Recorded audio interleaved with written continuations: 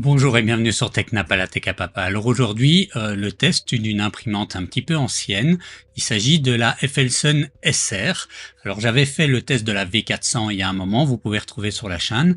Mais ici, donc c'est un test sponsorisé. La marque m'a contacté et notamment ils avaient vu un petit peu cette idée de reprendre une imprimante un peu ancienne. Je l'avais fait avec la Kaiwu Tycoon et de voir si elle est toujours opportune maintenant en 2023, ici en septembre 2023.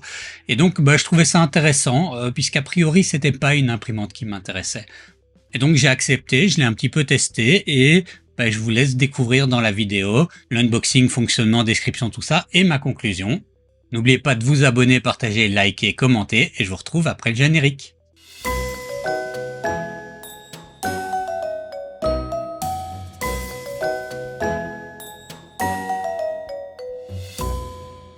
Bon, alors quelles sont les caractéristiques de cette FLSUN Super Racer? Parce que oui, SR veut dire Super Racer. Donc il s'agit déjà du modèle qui précède leur dernier modèle, la V400. Comme d'habitude, je regarde un petit peu les caractéristiques que je vois sur leur site internet. Et ils nous disent que la vitesse d'impression par défaut de la SR est de 150 mm/s. Ils l'écrivent et puis ils mettent 200 comme vitesse maximum. Donc effectivement, on est à 150 de vitesse d'utilisation normale. Elle peut pousser jusqu'à 200 mm/s dans certaines conditions, et notamment d'un objet pas trop complexe. Mais bon, globalement, vous l'utiliserez à 150 mm/s. Alors, qu'est-ce qu'ils mettent en avant comme avantage particulier? Eh ben, la vitesse, la haute vitesse d'impression. Bon, gardez en tête qu'au moment où vous voyez mon test, on a déjà une génération de machines au-delà. Néanmoins, effectivement, elle garde une vitesse d'impression qui est plus que raisonnable par rapport aux standards du marché. Et alors vous avez vu là sur le site officiel, elle est à 489 €. C'est un peu cher à ce prix-là, mais on peut la trouver à pas mal d'endroits, des fois même à moins de 300 €. Donc dans ce cas-là, ça en fait une machine très intéressante. Bon, alors elle a un écran tactile capacitif. On peut imprimer directement via USB, donc on peut brancher la machine à son ordinateur. Elle est relativement silencieuse et c'est vrai, tant le ventilateur mis à fond que le bruit des mouvements est quand même très contenu.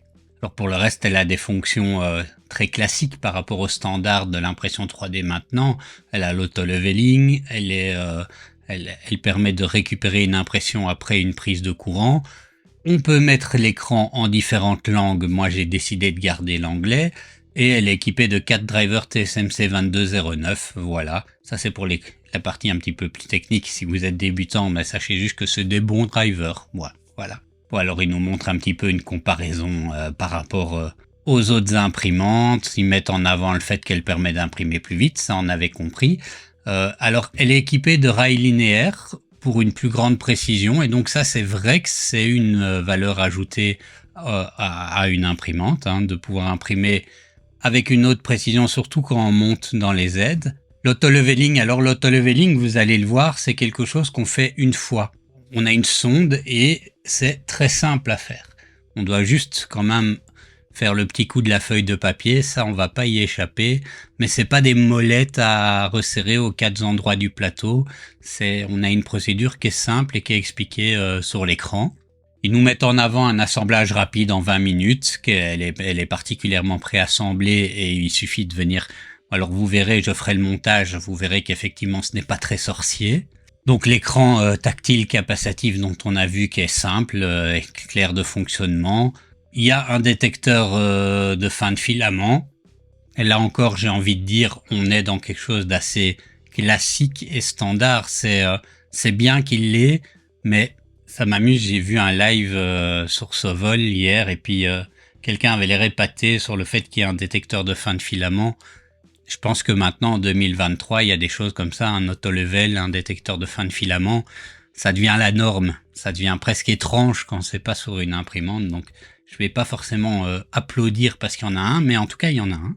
Au niveau de la taille d'impression, on a un plateau assez large, mais en hauteur, c'est relativement contenu, hein. Donc, vous voyez, on est à 330 mm en largeur avec une hauteur de 26. Et oubliez pas, je ferai peut-être un jour un sujet là-dessus, mais avec les deltas, on perd en largeur plus on monte en hauteur. Hein. Donc ça c'est quelque chose à savoir. Au niveau des vitesses, on voyait un 150-200. Elle a une alimentation de 300 watts. Elle peut monter au niveau de de sa buse jusqu'à 260 degrés, ce qui va la limiter pour certains filaments techniques, mais en même temps, j'ai envie de dire, elle n'a pas de direct drive et elle est, donc ça oui, effectivement, c'est un tube Boden. Il y a des kits pour pouvoir la faire passer en direct drive, mais d'origine, elle n'a pas de direct drive. Et ça rendrait quand même plus compliqué le fait d'imprimer des filaments plus techniques qui nécessitent de monter à haute température. Donc, en gros, c'est une machine parfaite pour le PLA, peut-être un petit peu de PETG ou d'ASA. L'ABS, je m'y risquerai pas, le TPU non plus, puisqu'il n'y a pas de direct drive. Mais voilà, donc elle est équipée de base avec une buse de 0,4. Et le bed, lui, peut monter à 100 degrés. Et pour le reste, on est sur Marline. Alors, il nous manque quelques petits exemples. Et alors, je vous disais, on a aussi le speeder pad qu'on peut venir brancher directement à cette imprimante. Et ça permet de la transformer en clipper, tout simplement. Alors, on vient remplacer l'écran par celui-là. Et on la transforme en clipper machine. Je vais voir si je peux essayer de retrouver un speeder pad ou en faire un. Ce sera probablement l'objet d'une future vidéo sur ma chaîne un peu plus tard. Alors au niveau des accessoires qu'on peut trouver, moi je l'ai commandé, on a un plateau magnétique PEI parce que le plateau de base c'est un plateau en verre et comme vous avez vu, moi j'aime pas beaucoup travailler avec les plateaux en verre. En plus c'est dur de sortir les impressions par moment, ça tient bien, faut y aller. Heureusement que j'ai ma spatule Bultac, mais sinon c'est un peu compliqué. Donc voilà, moi c'est probablement l'une des choses que je conseillerais. Pour le reste, ce sont principalement des pièces détachées ou des pièces de remplacement comme des kits pour la buse. Donc là on a 3 kits de buse pour 24 € avec la chaussette en silicone. Donc voilà, ça c'est pas mal. Pour le reste, ça dépendra vraiment de vos besoins. Allez, passons maintenant à l'unboxing. Bon alors on va commencer l'unboxing, j'ai déjà ouvert la boîte, par contre vous voyez elle est bien emballée à l'intérieur dans un plastique et on va faire le bourrin, donc on va tout déchirer. Alors c'est emballé comme ceci, on va passer en revue ce qu'on y trouve. On a le manuel qui est comme ça en couleur, les tiges en carbone qui viennent tenir la tête chauffante. Alors le sachet de visserie qu'on n'utilisera probablement pas, enfin les vis oui mais pas la pince coupante. Le support de bobine qui est comme ça en 2 parties. La prise de courant, pas grand chose à dire. Un câble de connexion à l'ordinateur. Et alors les 3 axes qui sont costauds. Alors faites attention en manipulant parce que vous avez les courroies à l'intérieur, mais ils sont bien costauds, bien lourds. Alors nous avons après la tête du bloc chauffant qu'ils appellent le effector module, une toute petite quantité de 200 grammes de filament blanc que je n'utiliserai pas parce qu'on ne voit pas le blanc sur la vidéo. Alors la partie supérieure de l'imprimante avec le petit écran, la partie inférieure de l'imprimante, donc vous voyez la base, et il y a un petit tiroir, donc ça c'est plutôt cool pour ranger notamment le détecteur de leveling. Bon, je fais un peu de rangement pour continuer parce que cette grande boîte, ça prend de la place. Alors ici, ce que nous avons, c'est justement ce fameux kit de détection du leveling. Et ça, c'est le support magnétique pour l'écran. Et on a un petit sachet qu'ils appellent sachet cadeau avec des colsons et une aiguille pour nettoyer la buse. Les petits clips pour tenir le tube Boden, un tube de graisse, un petit PTFE supplémentaire, une sonde thermique supplémentaire, une clé USB avec une petite carte SD et une petite carte de garantie, un petit chiffon et un petit pinceau, c'est magnifique. Et bien sûr, j'ai failli oublier la pièce qui contient l'extrudeur, c'est un double engrenage et le détecteur de filament. Voilà, c'est terminé pour l'unboxing, on va passer au montage. Bon alors, le montage d'une Delta est un petit peu plus complexe que ce que vous avez peut-être l'habitude d'avoir avec les imprimantes plus récentes, mais rien de bien méchant non plus. Il faut juste être attentif à pas brûler des étapes. Vous voyez ici, sur le moteur de cet axe, il y a la lettre Z. Ça signifie que c'est le moteur de l'axe Z. Et donc, on ne peut pas mettre les axes n'importe comment, n'importe où. Donc, on va commencer par... alors, on monte à l'envers. On commence par prendre la partie du haut et on regarde le petit câble qui sort. Hein, si vous voyez ici, le petit câble, c'est Y. Donc, ça veut dire que là, je vais devoir brancher l'axe Y.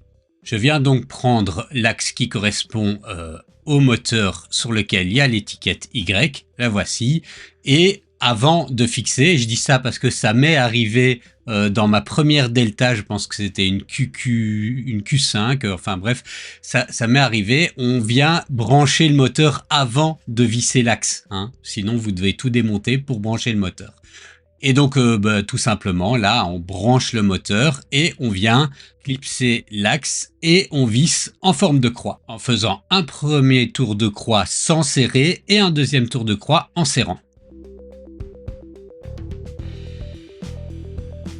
Bon, alors une fois que c'est fait, on vient la retourner et puis on fait pareil pour les deux axes suivants. Alors une fois que les axes sont fixés au-dessus de la machine, on va venir fixer la base en s'assurant que les logos se regardent. Hein. Donc le logo qui est sur la partie supérieure doit être du même côté que le logo qu'il y a sur le plateau. Bon, alors l'exercice est un petit peu délicat, mais en y allant doucement, voilà, on peut réussir à faire glisser entre les trois axes. Ça tiendra, hein, il y a un petit rebord pour faire tenir et après, il suffit de visser avec les vis fournies les trois axes à la structure inférieure, donc à la base.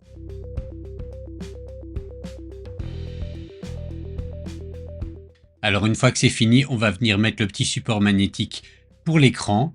Alors pour ça, on le glisse dans l'axe depuis la base qui là est vers le dessus, jusque à peu près au milieu de l'axe, ou là où vous voulez le positionner, et puis on vient simplement visser.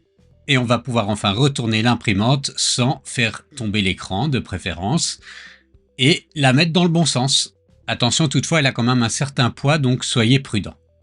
Alors maintenant, on va venir clipser les petites tiges comme ça qui vont tenir le module effector, comme il l'appelle, c'est-à-dire en gros la tête d'impression. Et il suffit de les clipser comme ceci, hein, dans les petites rotules, en tirant un peu sur le ressort. Et on fait ça sur les trois axes. Alors une fois que c'est fait, on va monter le module effector en faisant gaffe que le logo FLSUN soit du même côté que le logo qu'on retrouve sur le plateau. Et pour ça, bon, c'est un petit peu compliqué, mais pas vraiment. En fait, on vient clipser comme ça les rotules sur les tiges, comme vous voyez ici sur l'image. Et on le fait 3 fois. Attention de bien mettre les tiges dans le bon sens, contrairement à ce que j'ai failli faire là. Et voilà, c'est un petit peu de la gymnastique, mais on y arrive assez facilement. Alors l'étape d'après, c'est venir connecter les câbles dans les bons connecteurs, mais bon, on peut pas se tromper. Ce sont les mêmes couleurs. Quand c'est pas les mêmes couleurs, enfin quand c'est la même couleur deux fois le blanc, ils ont des formes et des tailles différentes. Et les deux noirs, on peut les mettre un peu comme on veut. Voilà, alors il va vous rester un petit câble blanc qui va dépasser. C'est normal, c'est le câble sur lequel on va mettre le détecteur de niveau. Ne vous inquiétez pas. Ensuite, on a un gros câble qui part de la base qu'on va venir comme ça plugger puis visser pour bien faire tenir dans la partie supérieure. Désolé pour la qualité de l'image ici, mais mon autofocus semblait dans les choux. Voilà. Alors ce fameux câble, on va venir le clipser dans l'axe. Hein. Vous voyez, il y a une petite... il y a un des rails comme ça dans lequel on peut glisser le câble pour un peu le clipser, hein, pour que ce soit plus propre tout simplement. Ensuite, on vient clipser ici et puis visser cette petite partie qui comprend l'extrudeur et le détecteur de fin de filament. Vous pouvez pas vous tromper. Il y a un détrompeur et il y a les vis. On vient brancher le câble de l'extrudeur dans le bon sens de préférence. Voilà, comme ceci. Et ensuite, le câble du détecteur de fin de filament. On vient brancher le tube PTFE dans l'extrudeur. Alors on pousse un peu pour arriver jusqu'au petit marquage qui est sur le tube PTFE. Vous voyez, il y a un petit papier collant. On vient jusque là et on vient y mettre un petit clips pour faire tenir le tube. Alors on vient encore attacher avec un décolleçon fourni le tube PTFE et les câbles de la tête d'impression, mais attention, ne serrez pas comme un dingue, hein, le tube PTFE ne doit pas être écrasé. Donc voilà, comme ceci. Alors on va venir maintenant fixer le support de bobine. Bon, on a d'abord une première partie à fixer l'une dans l'autre et puis maintenant on vient fixer ce support de bobine assemblé sur le dessus de l'imprimante. Et voilà, l'assemblage est terminé. On va regarder maintenant un petit peu ce qu'il y a sur l'interface. Alors je vais brancher l'imprimante pour ceci et on regarde l'interface. Alors voyons voir cette interface. On peut voir hein, qu'elle est assez sobre, elle est en 4 menus. Je regarde ici, non, les boutons là sont pas tactiles, c'est que des indicateurs. Donc le bouton info, on va retrouver des informations sur la machine. On voit bien qu'on est sous Marlin. Voilà le firmware de l'interface. Le bouton 7 ici va nous permettre d'avoir accès à certains réglages, donc couper le moteur, régler les ventilateurs. Alors là, je vais laisser le son pour que vous puissiez entendre.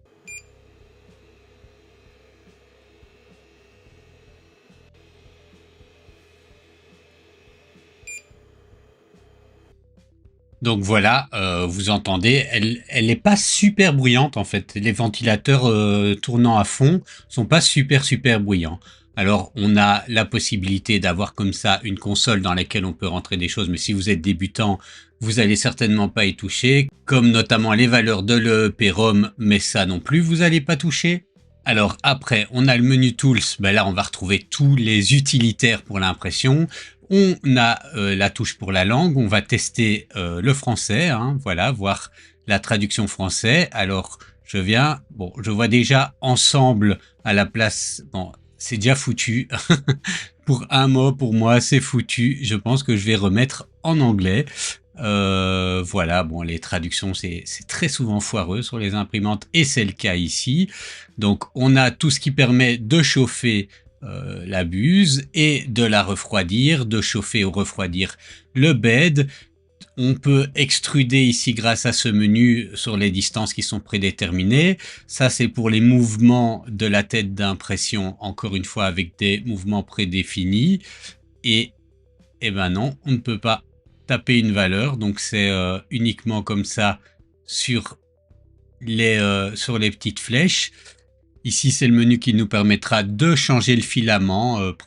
Voilà. Et enfin, le menu Auto Level. Alors, dans le segment d'après, je vous montrerai comment faire le nivellement de votre plateau, mais c'est via ce menu que vous pourrez le faire. Enfin, la touche Print, là, quand vous avez vos fichiers qui s'affichent de votre carte SD ou votre clé USB, c'est par ce menu-là que vous les imprimez.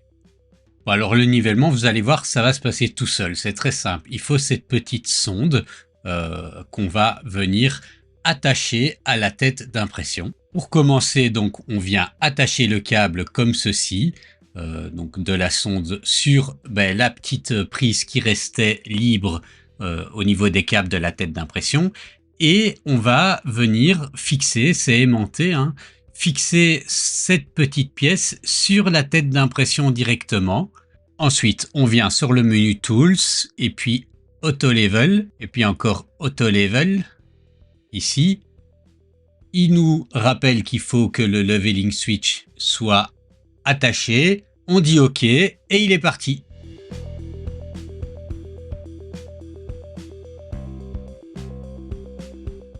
Alors une fois que c'est fait, on détache ce petit capteur, on n'en aura plus besoin maintenant et on vient passer à l'étape 2 du nivellement qui se passe sur l'écran et donc on vient cliquer sur Move Z0. Il nous rappelle qu'il ne faut plus le petit capteur de nivellement, on lui dit OK et il va repositionner la tête comme il faut près du 0. Et maintenant que la tête est repositionnée près du plateau, on va prendre une feuille de papier, hein, le fameux nivellement avec la feuille de papier qu'on va devoir utiliser ici, une feuille de papier A4 quelconque, et on va retourner sur l'écran. Alors le but du jeu ici sera très simple. On appuie sur cette touche Adjust Z et on vient choisir les flèches pour monter ou descendre de 0,1 ou de 0,125. Et puis avec la feuille de papier, on vient glisser doucement la feuille de papier, appuyer sur une touche correspondante pour descendre petit pas par petit pas jusqu'à ce que on sent une petite résistance, que la feuille gratte légèrement, qu'on sent que c'est plus aussi fluide qu'avant, mais il faut pas que la feuille soit bloquée par la tête d'impression. Et ne descendez pas par des pas trop importants, sinon vous pourriez casser votre buse ou votre plateau.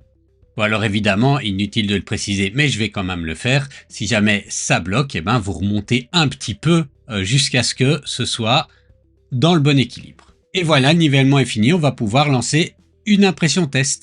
Bon, alors pour lancer une impression test, il faut du filament, donc je vais utiliser ce filament à Molène que j'avais déjà testé, mais bon voilà, je l'ai sous la main.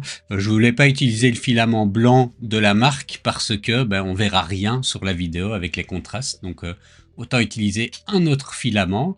Et je vais vous montrer comment est-ce qu'on change le filament. C'est très simple.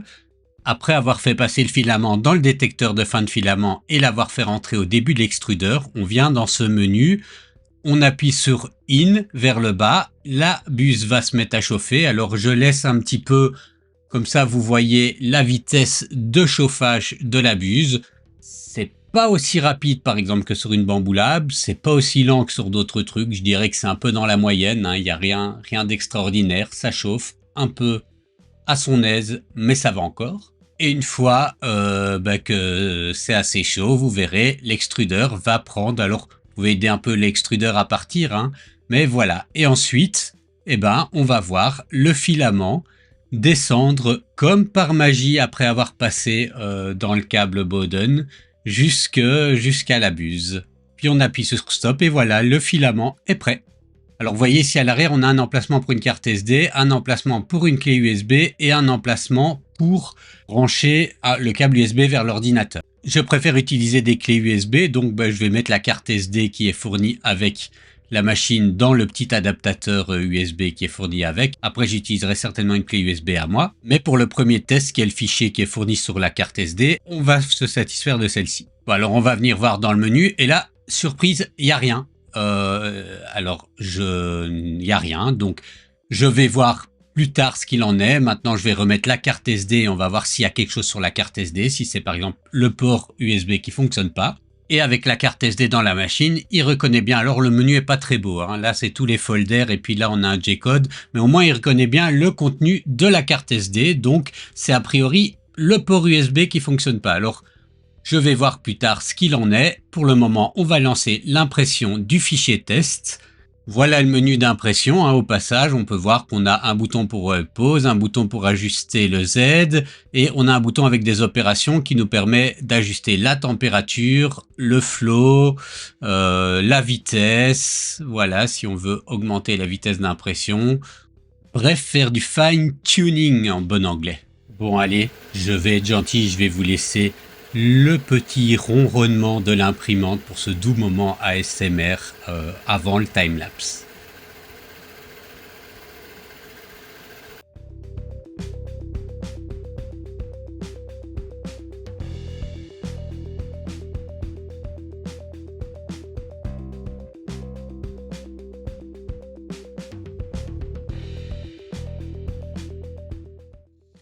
Et voilà, ça s'est imprimé relativement vite, on va dire. C'est 35 à 40 minutes, je pense, d'impression. J'ai pas regardé, mais c'était moins de 40 minutes. Donc voilà. La pièce, elle est jolie en soi, mais on va voir si mécaniquement elle fonctionne. Bon, j'avoue que j'ai eu un petit peu de mal à la retirer. C'est bien collé sur le plateau en verre. Peut-être qu'un plateau magnétique serait bien à rajouter dessus. Mais voilà, l'impression s'est bien passée. On peut dire globalement que le test est satisfaisant, la précision mécanique a l'air d'y être. Maintenant, passons à un fichier que je slice moi-même et donc je vais retourner sur l'ordinateur. Alors, commençons cette partie test en regardant ce qu'on a sur la clé USB. Alors, comme je fais d'habitude, bon, la clé USB, encore une fois, est relativement bien classée. C'est souvent le cas chez les marques. Alors on a un fichier README qui nous remercie, patati patata, bah, c'est très gentil. On a le G-code test dont j'avais fait l'impression et donc qui était, vous avez vu, une espèce de petit engrenage. Voilà. On a un dossier avec une série de liens YouTube pour avoir les différentes vidéos qui peuvent nous aider. Alors elles sont en anglais ou sans nom, mais d'ailleurs je vais regarder celle-ci. Ah, c'est pas de chance, leurs vidéos sont en privé. Bon.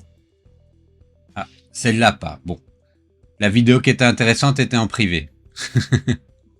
Mais bon, c'est toujours intéressant comme ça de pouvoir voir les infos où ils expliquent bien comment est-ce qu'on doit faire. Alors on a un PDF avec des informations supplémentaires par rapport au manuel. Alors on a vu ça un moment, j'ai essayé d'imprimer avec la clé USB et ça fonctionnait pas. Et donc en fait, bon c'est un peu con mais c'est comme ça. Il faut choisir, on imprime avec la carte SD ou on imprime avec la clé USB et on peut passer de l'un à l'autre, mais pour ça, il faut un petit peu flasher le firmware de la machine. Et ils expliquent un petit peu comment est-ce qu'on fait pour flasher le firmware de la machine. Bon, c'est bien de l'expliquer, c'est dommage que ça ne soit pas, qu'on peut pas utiliser les deux ports indépendamment l'un de l'autre. Et donc, le manuel en version PDF. Et donc là, on voit un petit peu mieux que sur l'image. Il est en anglais, mais la description est quand même assez claire pour faire le montage. Bon, alors la machine date un peu, donc ils ont certainement pas mis à jour leur clé USB. Donc on vous donne les softwares pour Cura version Windows. Donc moi, je suis sous Mac, mais de toute façon, Cura a des versions plus à jour, autant que vous alliez voir sur leur site internet. Une série de drivers pour Windows, bon, c'est probablement pas nécessaire. C'est pour rajouter un port COM virtuel si vous branchez directement votre ordinateur à l'imprimante. La plupart d'entre nous ne fonctionnent pas avec l'imprimante directement connectée à l'ordinateur et utilisent soit quelque chose pour pouvoir imprimer à distance, soit une clé USB ou une carte SD. Mais bon, en tout cas, c'est possible et vous avez les drivers nécessaires au besoin. Et ça, c'est ce que je vous disais, les firmware qui sont disponibles si on veut pouvoir imprimer avec une clé USB ou avec une carte SD. Juste après ça, je vais faire la procédure pour pouvoir imprimer avec la clé USB. Alors, une liste, mais c'est la même chose qu'on avait retrouvé avant, dans ici, une série de liens YouTube pour des vidéos qui peuvent vous aider à régler les problèmes avec votre imprimante. Et 2 tests modèles. Alors c'est voilà, en fait c'est le STL du test modèle qui est là. Et alors ce qui est intéressant, et on trouve pas ça souvent, c'est qu'ils donnent directement les STL pour les pièces détachées. Par exemple, vous voyez le petit connecteur ou ce qu'ils appellent le tube sleeve, donc c'est la petite partie pour pouvoir faire rentrer le tube PTFE et qu'on bloque dans le connecteur pneumatique. Donc voilà, c'est sympa qu'ils en donnent le STL et le G-code préfet. Voilà, donc le juste nécessaire, pas plus, pas moins. Bon, je vais pas utiliser le software qu'ils proposent. Il n'y a pas de profil sur la clé, donc on va voir, je vais faire une impression avec Cura et une impression avec Orca Slicer. Et on va voir dans les deux s'il y a déjà un profil par défaut qui est configuré et comment est-ce qu'il s'utilise. Bon, alors premièrement, ils disent, j'ai pas de micro SD sous la main, donc je vais réutiliser celle-là. Ils nous disent dans le manuel de bien faire un backup du contenu de la carte SD. Donc voilà, je le fais ici. Et ensuite, il faut formater la carte SD. Alors, c'est toujours un peu délicat. Moi, je fais pas les formatages comme ça sous Mac. Donc je vais utiliser une machine virtuelle. Et donc voilà, me voilà dans ma machine virtuelle, je retrouve ma clé USB ici, et donc je viens faire un clic droit formater, et ce qu'il faut vraiment s'assurer, c'est que dans la taille d'unité d'allocation, on est bien sur 32 kilo-octets. Et je formate, et je peux maintenant venir rechercher le fichier, il était ici firmware for you disk, et je viens le copier sur FLSun. Voilà, et j'éjecte la clé USB, et on se retrouve maintenant à l'imprimante. Bon, alors maintenant je vais mettre la carte SD dans le petit port de carte SD et je vais venir voir sur l'écran. Bon voilà, j'ai allumé l'imprimante. Le boot va être un peu plus long. Alors, vous le voyez pas là à l'écran, hein, donc on a le petit guépard qui apparaît, et on va voir le logo Elphelson, mais plus longtemps que pour un démarrage normal. Ça n'affiche pas à l'écran qu'il est occupé de mettre à jour le firmware, mais pourtant c'est bien ce qu'il est occupé de faire. Donc, ben voilà, il suffit d'être un petit peu patient. Je ne vais pas couper pour que vous voyez un petit peu le temps que c'est. Comme ça, si vous le faites, vous vous inquiétez pas, vous dites pas. Donc voilà, on y est. Et là, maintenant, si je viens changer et que je viens mettre une clé USB à moi dedans, eh ben normalement, on va pouvoir voir les fichiers. Bon, ben je vais commencer avec Cura. Alors, premièrement, on va voir si elle fait partie des imprimantes qui sont de base dedans. Alors, on est hop, hop, hop, ça va un peu vite. On arrive à Elphelson et on a la Super Racer qui est de base dedans. Donc, on va tester le profil par défaut de l'imprimante. Et alors, ce que je vais imprimer, c'est une petite spatule comme ça. Parce que ma femme m'avait demandé une spatule comme ceci. Donc ben, je vais l'imprimer tel quel. Je vais juste peut-être augmenter certains paramètres pour qu'elle soit plus solide, notamment le nombre de périmètres. C'est pas toujours très propre, mais ce que je fais en général pour que ce soit bien solide, c'est que je mets un nombre de périmètres incroyable. Et en fait, on n'a même plus besoin du remplissage à ce moment-là. Voilà, si je viens regarder l'aperçu, hop. Vous voyez, ma pièce est remplie de périmètres et ça rend les choses bien solides. Et donc, ben, je vais tester cette impression-là comme ça. Il me dit 33 minutes avec le paramètre par défaut. Je l'enregistre sur la clé USB, ici, 3D Print FDM qui est ma clé à moi. Et on va voir aussi si la machine la prend bien, vu que j'ai flashé la machine pour qu'elle puisse prendre en USB. Bon alors là, j'ai besoin de ma petite spatule Bultac, qui est quand même l'un des meilleurs achats que j'ai fait en impression 3D, parce que le plateau en verre, ben voilà, c'est résistant. Et donc, ben je suis... Bon, elle est solide, mais je ne suis pas super content de la qualité du profil, notamment sur les couches inférieures. Hein, on peut voir ces espèces de débordements sur le côté, là. Donc il y a un petit peu de travail. Je vais aussi regarder un petit peu. Il y a peut-être elle est comme ça out of the box. Hein. J'ai vérifié. La courroie semblait bien tendue. Elle est plus ou moins stable sur la table.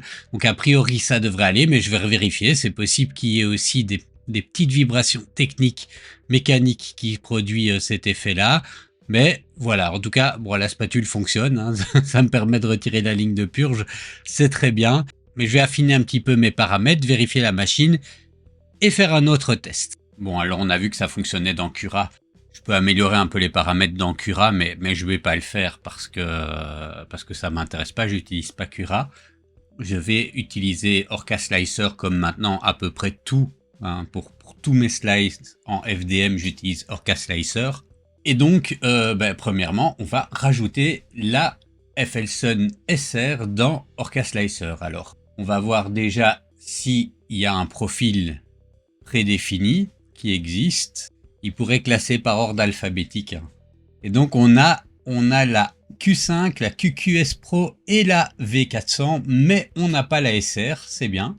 Je vais donc me prendre le profil Marlin générique, me faire une custom, et je vais en fait partir du profil de Cura, puis l'améliorer progressivement jusqu'à ce que je sois content du résultat. Alors je viens prendre le G-code de démarrage, hop, et le G-code de fin. On est bien sur une buse de 0,4. Les limites de hauteur de couche, je ne vais pas changer. Pour la rétractation, je vais commencer avec 6,5 et je vais mettre une vitesse de 40. Et au niveau des vitesses, on va partir sur 150 mm/s. Bon, et ben, je vais faire un test Autodesk, hein. Comme ça, on sera vite fixé. Bon, alors, vous pouvez le voir avec moi, le test est dégueulasse. Bon, ben, y a rien de bien hein, dans ce test. Enfin, je suis peut-être un peu méchant, mais voilà, il n'y a pas... la rétractation, le stringing est dégueulasse, les surplombs sont à chier. La tolérance, lui, est pas trop mal passée. Les surplombs, c'est assez limite. Bon, en même temps, le PLA Silk était probablement pas le meilleur filament pour calibrer une machine, donc je vais repartir sur du PLA classique. Donc je vais devoir rebûcher un petit peu sur mon profil et revenir avec un beau test tout bien fait. Bon voilà, le premier test que j'ai fait après avoir réglé un petit peu mon profil, c'est pas encore top top, hein, on peut le voir. Alors au niveau des surplombs, enfin voilà, il y a de l'amélioration par rapport au premier, mais par exemple au niveau de la rétractation ou de la température ou une pièce mécanique, en tout cas au niveau de la tour de rétractation, c'est quand même l'enfer. Donc je sais que maintenant je vais retravailler un petit peu mon profil pour la rétractation et je vais faire une tour de rétractation pour voir ce que ça donne. Et je vous retrouve juste après. Bon voilà, j'ai pu régler enfin mon profil, je pourrais toujours améliorer un petit peu, mais pour le moment je suis sur quelque chose d'assez équilibré, sur Orca Slicer, j'ai plus de problème de rétractation. Je vais maintenant lancer l'impression d'une pièce un peu plus construite avec ce profil. Bon alors voilà, maintenant que j'ai terminé avec le réglage du profil dans Orca Slicer, et que j'ai réussi avec les différents tests, bon je vous ai pas tout mis à l'écran, mais avec différents tests, enfin j'en ai imprimé pas mal pour arriver à avoir quelque chose de correct, je vais me lancer dans une impression un petit peu plus utilitaire, et donc ici c'est un porte-fleurs que je vais imprimer dans un filament un petit peu mauve, et puis on va voir ce que ça donne, hein. Donc a priori ce modèle on peut l'utiliser sans support, hein, il vient de STL-Flix, hein, comme vous pouvez le voir ici. Voilà, je vais essayer comme ça, et on voit tout de suite ce que ça donne. Bon, j'avais envie de vous laisser un petit peu, avant de vous montrer le résultat final, un peu le son que fait l'imprimante au cours d'impression. Enfin, c'est pas énormément de bruit, mais c'est agréable à écouter.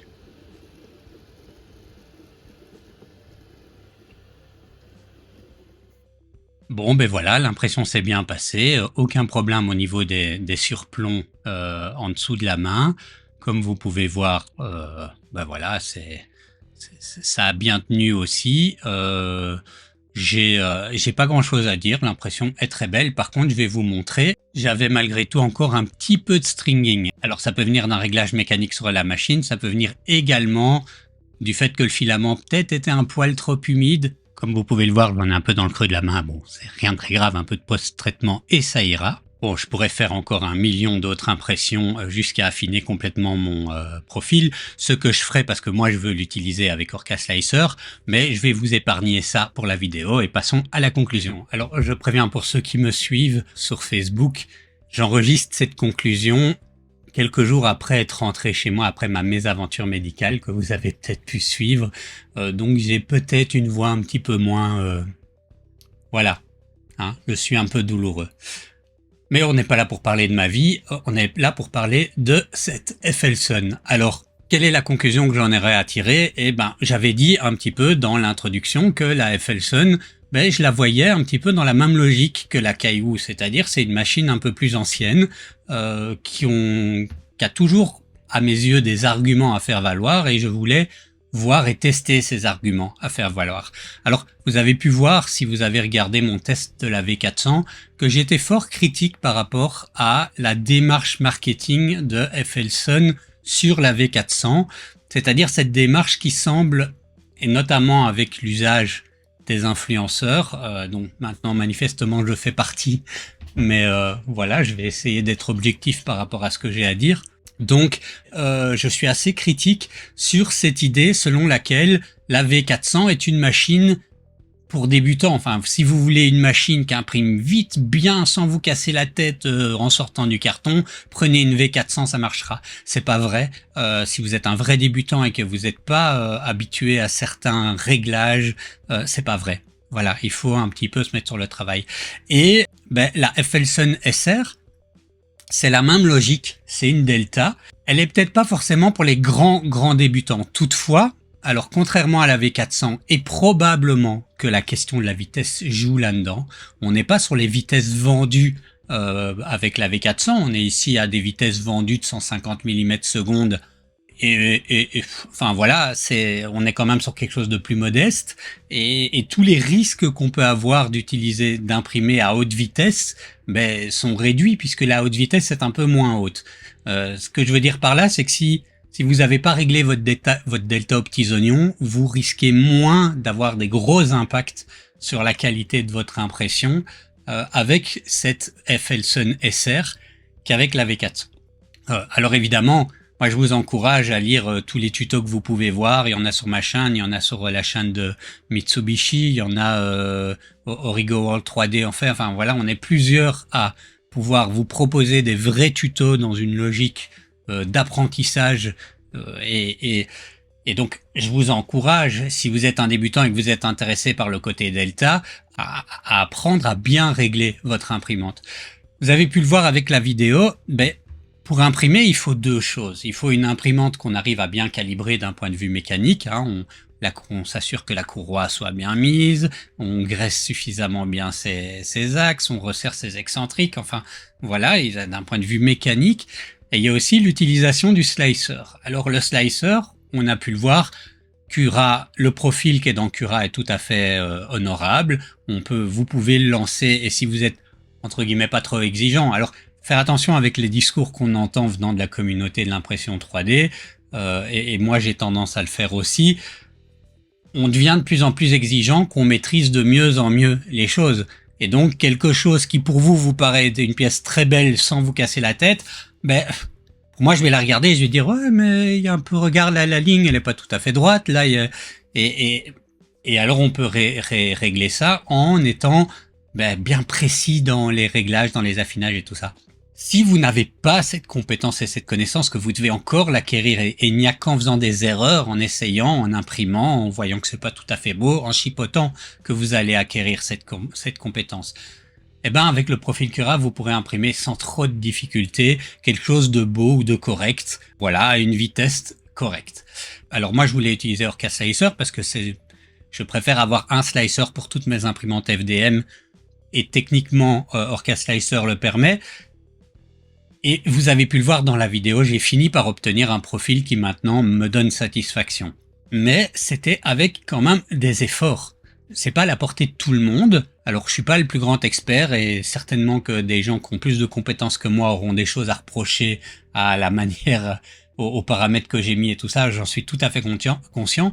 Mais moi ça me convient comme c'est là, pour les impressions que je suis censé faire avec cette imprimante. Alors cette imprimante, vous savez, j'en reçois beaucoup, je les garde pas toutes, je les revends d'occasion à un bon prix à ma communauté en général quand je les garde pas. Celle-là, je vais la garder. J'étais jamais très fan des Delta, mais de un, pour avoir une Delta dans l'atelier au cas où on me pose des questions et où voilà, que je veux faire une vidéo sur quelque chose lié à la Delta, bon, je vais la garder.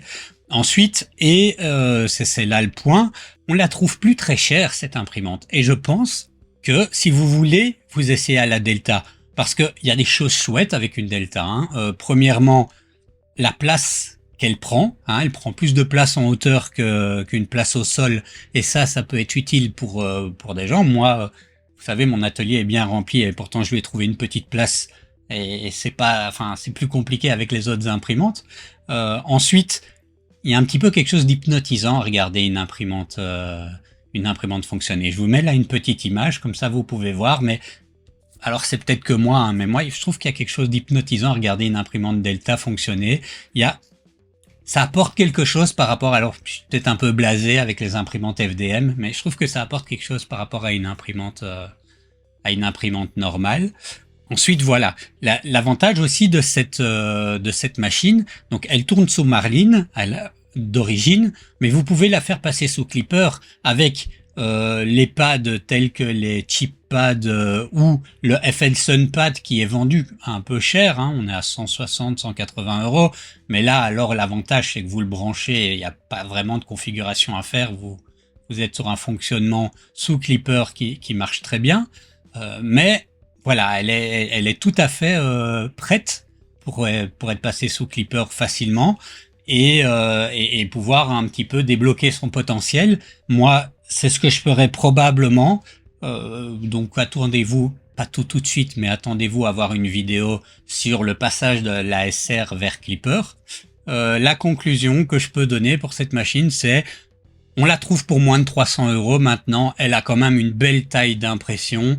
Elle a quelque chose de sexy. Ça reste une Delta qui est très intéressante, qui mécaniquement vaut la peine, qui n'est pas d'origine sous Clipper, mais on peut le faire.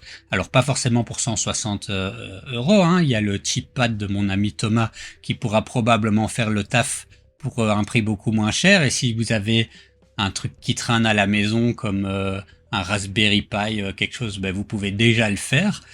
Et donc pour moi, c'est, si vous voulez une Delta, ben probablement, moi je vous conseillerais plutôt celle-là que la V400. Parce que la V400 pour le moment, alors ce sera peut-être plus vrai dans quelques mois, mais pour le moment la V400 elle est encore chère.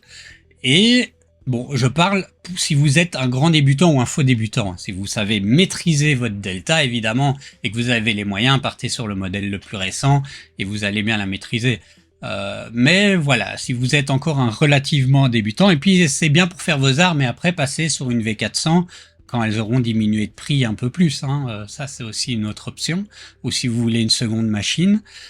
Mais en tout cas, voilà, en tout cas c'est une machine pour laquelle moi je suis content, je l'avais pas, elle m'avait pas intéressé à l'époque, parce que je suis a priori pas un grand fan du format Delta. Mais voilà, celle-là, je la garderai, je l'exploiterai, et j'en suis content. Allez, je vous laisse. N'hésitez pas à laisser un commentaire, un pouce, un like, vous abonner, et je vous dis à la prochaine vidéo.